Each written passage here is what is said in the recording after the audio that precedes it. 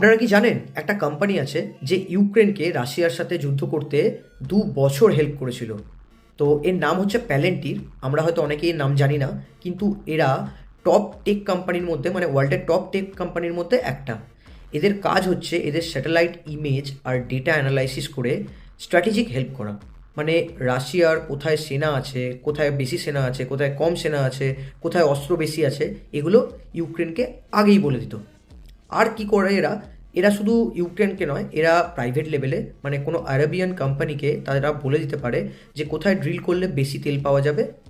আর এরা সেখানেই নয়, এরা ইউএসের এফবিআই আর লোকাল এনফোর্সমেন্টকেও হেল্প করে ইমিগ্রেশন আর ক্রাইম রেট প্রেডিক্ট করতে।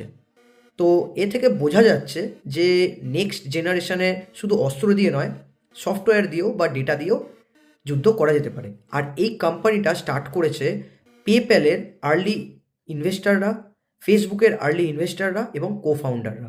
আপনাদের কি মতামত আমাকে জানান, আর এরকম ভিডিও পেতে আমাকে ফলো করতে ভুলবেন না।